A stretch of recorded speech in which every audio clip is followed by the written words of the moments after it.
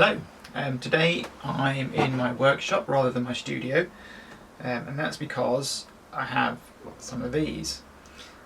These are walnuts, and with them I'm going to make some ink. There we go. Nice. Right, so first things first, walnuts are very stainy, so I have some rubber gloves. I have a knife for cutting, a bit of newspaper to keep the worktop clean, pan to put everything in because I'm going to cut them up, boil them and make ink out of them. So first things first, these are quite brown, they usually come out sort of quite green. I picked the brown ones out of the ones that I collected.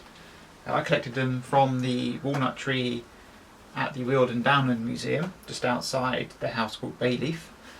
I don't know whether picking the brown ones was good or not. I'm experimenting here, and I assumed that to make, the darker they were, the better the ink they would make. Who knows? Don't know.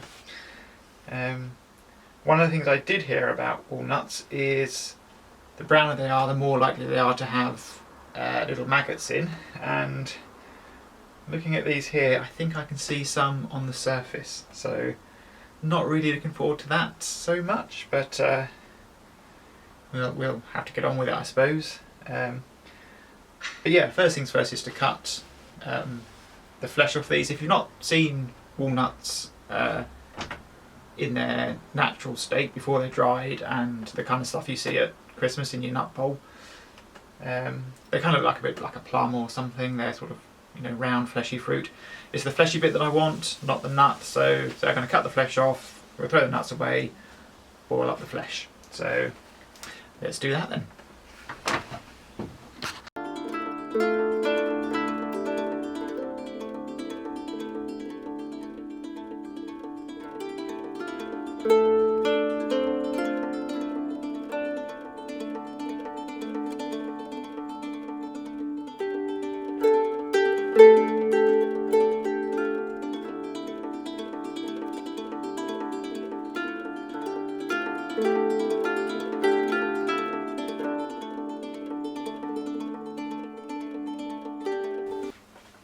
So there you go. The interesting thing to learn from that is that the walnuts were quite mushy, quite difficult to peel. I wonder if that would be easier if they're a bit greener.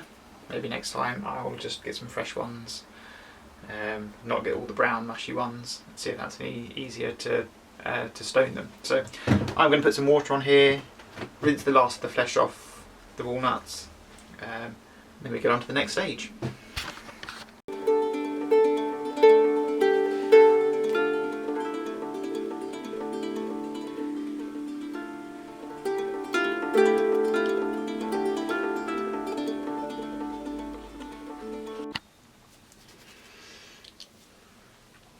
So I've simmered this down for a couple of hours.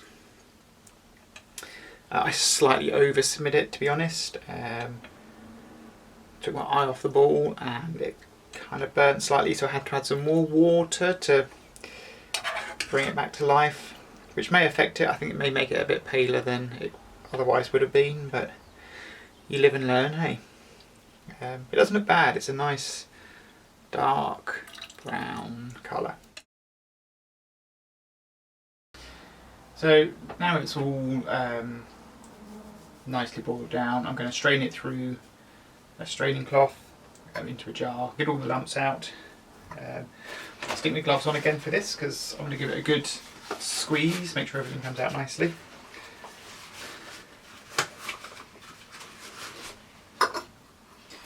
Let's do this.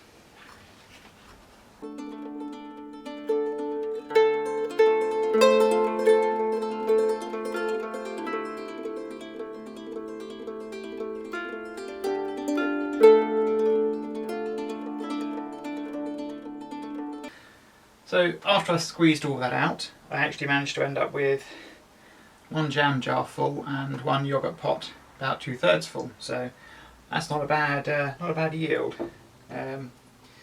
So we'll see how dark this is.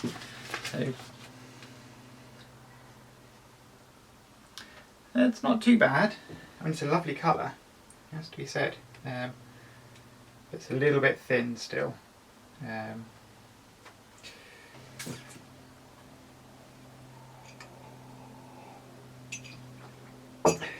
So the next stage now, I guess, would be to let's thicken this up a little bit. So I shall steam off some of the water. We'll try and get the colour a little bit darker. Okay.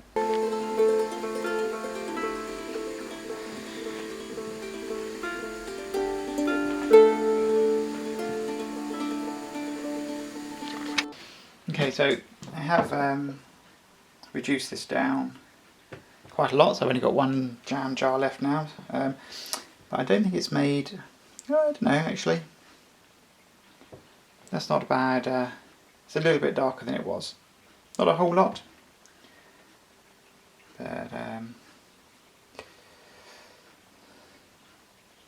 But yeah, not too bad.